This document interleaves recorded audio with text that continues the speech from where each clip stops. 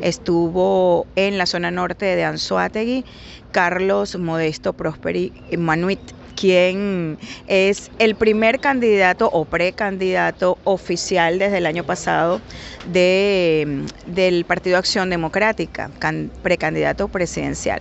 Y bueno, nos parece extraordinario que poder tener la oportunidad de conversar con él para conocer un poco más sobre Carlos, pero también la propuesta y en lo que anda, en lo que has ido captando en cada uno de esos sectores. En septiembre del año pasado se hizo oficial que serías el candidato, un candidato muy joven además, 45 años, pero que bueno, viene como a inyectarle eso que la gente siempre dice, caras nuevas, han estado pidiendo, bueno, y el Partido Acción Democrática, un partido tradicional, el Partido del Pueblo, bueno, apuesta a una figura bastante joven.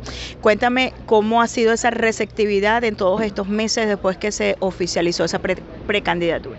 Bueno, no, gracias de verdad por la invitación, a ti y a la emisora por permitirnos expresarnos a los habitantes o a buena parte de los habitantes del estado Anzoátegui. Primero que nada, feliz de que acá donde estamos realizando la entrevista, apenas llegué, les dije que qué bonito y una de las tantas cosas lindas que tiene la geografía nacional, acá en Playa Mansa, y uno tiene que sentirse orgulloso de nuestro país, sentirse orgulloso de lo hecho en Venezuela. Y pareciera que quienes han estado en el poder durante 24 años han hecho caso omiso de explotar ese gran potencial turístico que tenemos en Venezuela. Y pareciera que seguimos pensando en que tenemos que seguir siendo dependientes de la renta petrolera. Es momento de entender que hay alternativas de cara al futuro, que el mundo las ha venido implementando y que Venezuela no puede escatimar ese esfuerzo y dar el paso al frente de una vez por todas de poder avanzar hacia ser un país primermundista. En torno a las actividades que hemos venido realizando, bueno, este año o en lo que va de año hemos recorrido ya 23 municipios de la geografía nacional. El año pasado recorrimos 246 municipios, no solo ya cuando oficializaron mi candidatura el partido a las elecciones primarias que se van a realizar este año, sino que lo hicimos como secretario de Organización Nacional, chequeando las estructuras del partido, conversando con los compañeros, y eso nos ha llevado a que poco a poco podamos identificar dónde podemos tener debilidades, dónde podemos tener fortalezas. Pero yo quiero resaltar algo. Cuando nosotros hablamos del fortalecimiento de las organizaciones políticas, no lo hacemos simplemente para fortalecer nuestra estructura. Lo estamos haciendo porque las organizaciones políticas son el músculo importante de la democracia. Cuando una persona va a un gimnasio, uno no se va a fortalecer simplemente el brazo derecho, porque uno tiene que fortalecer ambos brazos, uno tiene que fortalecer las piernas. Y para poder construir la democracia hoy en Venezuela hay que entender que necesitamos que cada una de las organizaciones políticas que estamos en la alternativa de cambio podamos sumar un granito de arena para tener ese gran músculo o ese gran cuerpo que necesita Venezuela, donde tenemos que estar unidos, donde tenemos que pensar más allá de un personalismo, más allá de una organización política, pensar en los venezolanos, porque lo importante es que entendamos que aquí no se trata si somos rojos, si somos blancos, si somos verdes, si somos azules, si somos naranjas, pues no, aquí lo que se trata, que hay un grupo de personas de una nueva generación que no tuvieron las oportunidades que nosotros tuvimos en el pasado, que esas personas puedan tener las oportunidades sin ver colores políticos partidistas, y por eso lo hemos manifestado. Es injusto que para acceder a los programas del Estado te obligan a que tienes que estar inscrito en el sistema patria, que tienes que cargar un carnet de la patria. ¿Por qué? El único documento válido que nos identifica como venezolanos es la cédula de identidad. Nosotros tenemos que volver ese gentilicio de ser venezolano, de que quien tenga una necesidad o quiera tener acceso a los programas sociales del Estado no dependa única y exclusivamente de militar en el partido de turno. O sea, que estás de acuerdo con esos programas sociales, porque algunas personas, algunos políticos dicen que hay que acabar con eso, que más bien entre comillas mal acostumbrado a la gente. ¿Tú crees que sí pueden ser algo positivo para algún sector de la población? Mira, lo que pasa es que cuando tú ves la economía que hay en Venezuela, que lamentablemente está totalmente destruida, hay que recorrer el país y palpar lo que vive nuestra gente en el interior de Venezuela. Cuando uno va a los sitios más lejanos de Venezuela, que uno ve lamentablemente la pobreza que existe, que las personas te dicen, yo solo vivo de lo que me den una caja de clap.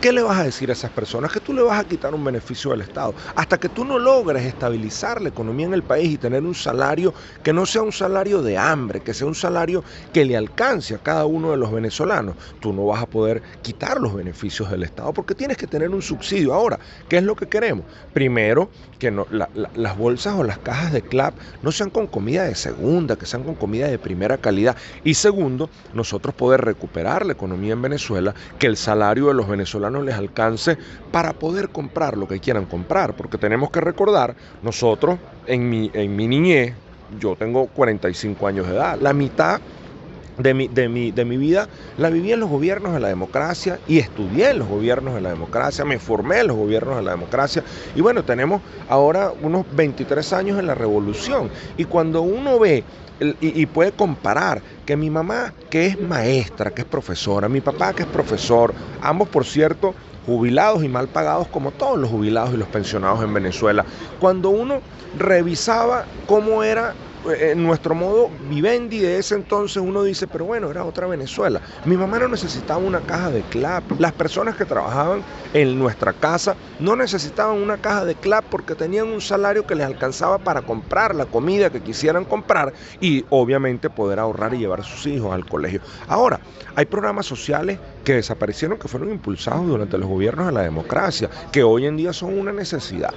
Debemos preguntarle a nuestras madres, ¿qué es el PAMI? El programa de alimentación materno-infantil. ¿Y en qué consistía este programa de alimentación materno-infantil?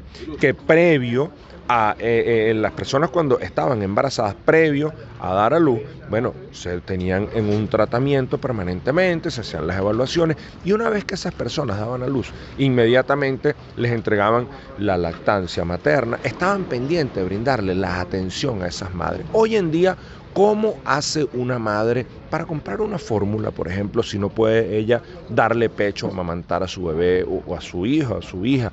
No lo puede hacer. ¿Cómo hoy una madre que apenas gana un sueldo mínimo puede llevar a su hija o a su hijo a ponerle vacunas que no es que son un lujo, que son necesarias para nuestros niños como hexavalente, como pentavalente, como neumococo? Hoy no existen, hoy no son programas gratuitos y esas personas tienen que cargar lamentablemente nada más y nada menos que a George Washington en el bolsillo un billete de $100 para pagar una sola vacuna. Eso se tiene que acabar. Nosotros tenemos que buscar la atención a nuestro pueblo porque muchísimas personas dicen es que Venezuela es un país rico y no es así. Nosotros somos un país pobre porque si fuésemos un país rico no existiera pobreza. Ahora, nosotros lo que somos es un país con un gran potencial y unas grandes riquezas que lamentablemente se han quedado en el bolsillo de unos pobres, de unos pocos y no han ido dirigidos a esos sectores populares que hoy necesitan del apoyo de un poder ejecutivo que se dedique a gobernar y no a estar con actos políticos. Carlos, hablaste de tus años de inicio, de tu familia, tu papá, de tu mamá. Vienes de una familia copellana. Tu papá fue alcalde, un hermano concejal allá en Guárico, pero hoy día militas en Acción Democrática, ¿no? Crecer en una familia socialdemócrata como Copey, mi familia también era copellana en el Zulia, ¿por qué identificarte con AD? Y por ahí hay un episodio, según estuve leyendo, que también estuviste en Patria para Todos. ¿Cómo fue eso y cómo llegas a estar aquí en Acción Democrática? Además me llama la atención, sé que es un partido abierto, pero que no vengas desde, como dice, los adecos nacen desde la cuna, ¿no? Pero no fue tu caso, naciste en cuna copellana, ¿no? En tu familia, pero fíjate que eres hoy día el candidato presidencial y eso me llama la atención que no hubo, me parece que no hubo como que, mira, no, este compañero no es adeco, no tiene sangre adeca.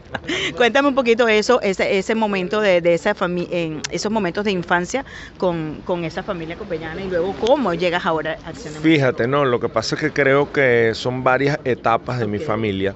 Yo vengo de una familia, mi familia materna, muy conocida en el estado de Guárico, que es los Manuip, del cual me siento orgulloso porque me formó mi abuelo, con el que crecí de la mano, con principios, con valores. Y mi familia materna era una familia de izquierda, una familia que inclusive me decían, imagínate cómo crecí yo, que bueno, que uno no podía creer en el Partido Blanco porque algunas personas habían sido perseguidas, el núcleo familiar. Bueno, posteriormente mi papá, que es carupanero, mi primer apellido Prosperi, se casa con mi mamá y deciden irse a las Mercedes del Llano. Crearon su familia, mi papá logra la autonomía en ese municipio, es el primer alcalde electo por Copey. Y bueno, yo decidí ser la oveja blanca. Y la primera vez que yo voté por Acción Democrática, lo hice teniendo apenas 18 años de edad, por Fredis Malavé, que fue el segundo alcalde después de mi papá, le decían el Madamo. Y fue una división entre Copey y eso llevó a que algunos copellanos votaran por Acción Democrática y yo voté por Acción Democrática. Y te debo decir que lo que me llevó a militar en Acción Democrática es el hecho de que este partido es el partido que se identifica con los más desposeídos, es el partido que está atento a atender a los que no tienen una atención inmediata. Y desde ahí empecé a hacer carrera política. De hecho, yo llegaba a mi casa y me decían, no, que si tu abuelo estuviese vivo, se revolcara en la tumba porque tú decidiste ser adeco. Y no lo niego, y lo digo a viva voz. Y yo tomo esa decisión. En ese momento, esas confrontaciones, entre comillas, políticas en la familia, porque habían adecos y copellanos en toda la familia, y uno que otro de izquierda también, pero no llegaban a los extremos que vivimos hace una década atrás, que el clima político, incluso que se metió en familia, que las desmembró. No, total, eran diferencias sanas, inclusive cuando se daban las elecciones ganaba Copey y el siguiente día estaban unificados o unidos porque todos somos venezolanos. Lo importante es que entendamos que uno puede ser chavista, puede ser opositor, pero todos somos nacidos en esta patria, no nos podemos odiar. Nosotros tenemos que acabar con el odio y por eso hemos dicho que nosotros vamos a impulsar la paz y la reconciliación en Venezuela. Pero bueno, lo cierto es que mi familia me decían eso y un buen día, yo fui diputado de la Asamblea Nacional 2010-2015, suplente con José Manuel González, y después fui diputado 2015-2020. Yo llego en el 2015 a la casa de mi abuelo y voy con mis tías, y en lo que entramos a la casa lo primero que nos conseguimos es un pendón nuestro con un sello grande de AD. Y mis tías dicen, pero mamá, ¿qué es esto? ¿Cómo que tenemos tanto que nos dijeron que no podíamos ser adeco? Ese sello de Acción Democrática. Y mi abuelita, típico de las abuelas que son tan querendonas, vino y me dijo, que Dios también me la tenga en el cielo, la perdí hace año y medio. Mi abuelita me dice, o le dice a mis tías, mira hija, lo que pasa es que los adecos de antes eran otros, los adecos de ahora son buenos y son diferentes. ¿Tú crees que es así? Bueno, y mi abuelita terminó votando por Acción Democrática. Eso es una muestra de que independientemente del color político, nosotros tenemos que crear una nueva generación que está comprometida con ser políticos y no politiqueros, porque lo que nos ha hecho un grave daño en Venezuela es que lamentablemente seguimos creyendo que si somos de un partido, que si somos de otro, de qué se va a hacer, y cuando por ahí sacaban algo de que yo había militado en el PPT, por cierto, fue una entrevista con Luis, una excelente entrevista, a quien le tengo muchísimo aprecio. Creo que cuando hicieron la introducción no colocaron lo que debía ser. Yo nunca milité en el PPT. De hecho, pueden buscar los registros de militancia. Lo que sí lo dije públicamente y lo sostengo es que yo trabajé por Eduardo Manuí para ser gobernador del estado de Guárico, quien además es nuestro primo. Y como dicen por ahí el llanero, el que le pega a la familia se arruina. Nosotros trabajamos por Eduardo, todos nos esforzamos en esa campaña y obtuvimos una gran victoria en el estado de Guárico, porque modestia aparte, si algo tengo yo dentro de ese corto currículum es que me he dedicado a estar en campañas donde hemos terminado siendo exitosos. Yo llevé la campaña y fui el jefe de campaña hace 5, casi 6 años de Lady Gómez en el Táchira, ganamos la gobernación del Táchira, yo asumí la responsabilidad desde noviembre, a finales de noviembre, primeros de diciembre, cuando se dijo que había que ir a elecciones nuevamente en Barinas, de liderar esa campaña de Sergio Garrido, ganamos la gobernación de Barinas y así sucesivamente. Inclusive nos visitaban algunas personas que hemos buscado, porque quizás uno puede ver los defectos de los demás, pero no se ven los de uno mismo. Y como yo sé cómo son las cosas en campaña electoral, yo no me puedo asesorar. Y busqué unos asesores y cuando estábamos sentados, que empezamos a explicar, y ellos me escuchan, me dicen, Carlos, pero ¿por qué decides ser candidato y no seguir asesorando? Porque eres una persona exitosa. Y yo le decía, bueno, decidí ser candidato porque mi partido decidió que fuese así. Y ojo, yo hoy le debo agradecer, porque como lo comentabas, a pesar de que este es un partido de edad avanzada, de que dicen que es un partido de viejos, que no hay juventud. Bueno, aquí puedes ver lo que hay. Aquí no existen problemas generacionales, aquí hay experiencia, pero hay juventud. Aquí nos hemos preparado, nos hemos formado con la intención de ayudar, no con la intención de venir a seguir creando un daño aún más, no solo a lo externo como país, con quienes están gobernando Venezuela, sino a lo interno. Yo siento que ya basta de seguir en esas diatribas de que si en un momento tú fuiste bueno, en ese momento estábamos bien, después no, porque tú te llevaste una cucharilla, no, porque tú te llevaste la taza, no, porque resulta que es que el azúcar no llegó porque se la llevó otro. Eso no puede pasar. El país tiene que pasar la página para poder avanzar. ¿Crees que eso debe ser así? Totalmente, totalmente. Y nosotros, dentro de la alternativa de cambio, y ahí sí me refiero específicamente a la plataforma unitaria, tenemos que asumir y pedir perdón por los errores que hemos cometido, a pesar de que no hayamos sido copartícipes, pero nuestras organizaciones políticas han estado ahí, porque si no hubiésemos cometido errores, no tuviésemos estos 24 años de decidir. Yo creo que es momento de hablar con sinceridad, de hablar con la verdad, de tener la suficiente madurez política. Es momento de reflexionar, de recapacitar, de entender que no podemos seguirnos creando heridas que sean después no se puedan subsanar. Nuestro compromiso tiene que ser con una unidad sincera y que vaya mucho más allá de los partidos que están dentro de la plataforma unitaria, porque por ahí hemos escuchado algunas candidaturas que no militan en organizaciones políticas, pero que han manifestado que quieren participar en las elecciones primarias.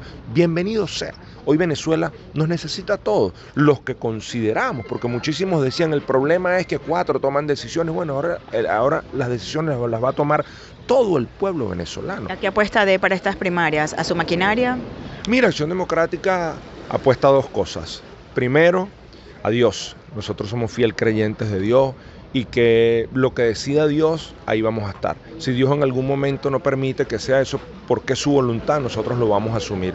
Pero primero le apostamos plenamente a Dios y segundo le apostamos a Venezuela, a los venezolanos y a la militancia de Acción Democrática. Nosotros hoy podemos decir que durante 24 años el partido no tuvo una candidatura presidencial, que muchísimas desde personas... Alfaro Cero, desde el 98. ¿no? Claro, y muchísimas personas nos decían, bueno, ya van a ser 25 años. Muchísimas personas nos decían, pero bueno, ¿por qué Acción Democrática no tiene candidato propio? ¿Por qué Acción Democrática? Bueno, Acción Democrática siempre jugó en unidad. Nosotros podemos decir cuando nos dicen, bueno, pero si usted pierde las primarias, va a apoyar a otro candidato. Nosotros no lo tenemos que decir, porque nosotros no solo es que lo pregonamos, nosotros lo ejercemos. ¿Y por qué lo ejercemos?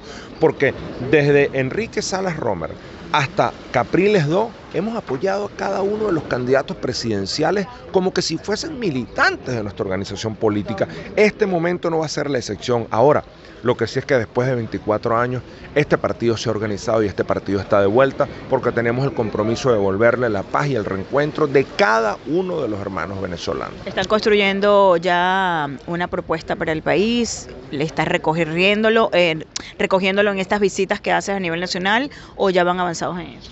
Mira, sí, tenemos un programa de gobierno, el cual vamos a presentar en los próximos días, donde hemos buscado, modestia aparte, los mejores. Personas que conocen la materia. Por cierto, estuvimos reunidos la semana pasada con los amigos de Avien, que son ingenieros, están en el Colegio de Ingenieros, revisando algo que quizás las personas dicen, bueno, pero no es tan necesario, porque el venezolano tiene la capacidad, o tenemos la capacidad, de que nosotros nos adaptamos. Bueno, que se va a ir la luz, uno ya tiene una velita, prende la velita y con eso te alumbras en la noche, te acostaste y en la mañana resolviste. Pues no, nosotros hoy tenemos que entender que pareciera mentira, pero la columna vertebral para recuperar la economía, para recuperar el bienestar, para recuperar la prosperidad que hoy sueñan los venezolanos, tiene que ser la electricidad. ¿Y por qué te digo esto? Porque si no tenemos energía eléctrica, ¿cómo nos estuviesen escuchando hoy las personas que nos están escuchando en tu programa? Si no tuviésemos energía eléctrica, ¿cómo suministramos gasolina, diésel? Si no hay energía eléctrica, ¿cómo prenden hoy las plantas que tienen que producir? ¿Cómo se reactiva PDVSA? O sea, es importante cómo nuestros jóvenes tienen internet para poder estudiar, para poder ingresar a las redes sociales. No, la columna vertebral de la economía en Venezuela es la electricidad y nosotros tenemos que centrarnos en recuperar el sistema eléctrico nacional. Y cuando uno, por ejemplo, revisa el caso de Guri, que todos sabemos que es una de las presas hidroeléctricas más importantes en Venezuela. De 20 turbinas que tiene el Guri, apenas hoy funcionan 4 turbinas. Se tuvo que abrir los aliviaderos de Guri porque estaba en su máximo nivel y se podía venir por encima. ¿Y por qué no reactivar las turbinas de Guri? Y cuando uno revisa elefantes rojos, como por ejemplo Tocoma. Tocoma es una de las represas que fue construida de las hidroeléctricas por Hugo Chávez. Pero tú sabes con qué nos conseguimos, con un pequeño error de cálculo. Tocoma fue creada porque iba a suministrarle electricidad a las empresas básicas de Guayana. Eso le iba a permitir a que Guri no le diera electricidad a las empresas básicas, sino que se generara mayor electricidad en el resto del país. Bueno, aquí lo hay. Hoy en día en Tocoma no funciona por un pequeñísimo error de cálculo. Y es que los cilindros donde van introducidas las turbinas no son del mismo diámetro de las turbinas. ¿Y dónde están los responsables de ese desfalco a la República?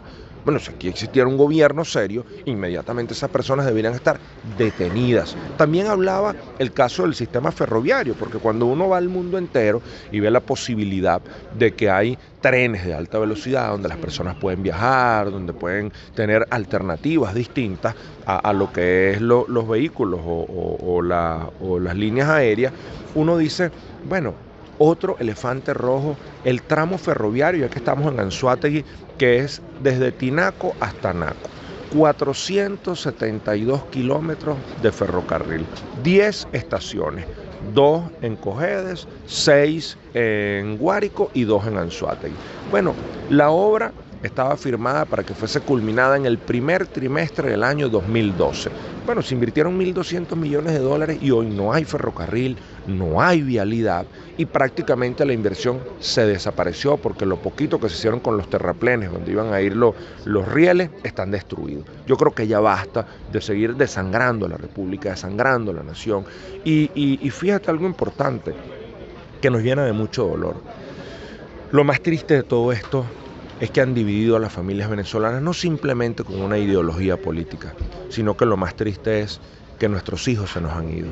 Que vemos hijos que no tienen a sus padres porque se han ido y están buscando una mejor calidad de vida para sus hijos. Eso no puede seguir sucediendo. Cuando nosotros decidimos poner nuestro nombre, no lo hicimos simplemente para luchar por los que nos quedamos en Venezuela. Lo hicimos porque nuestro compromiso es con cada uno de esos venezolanos.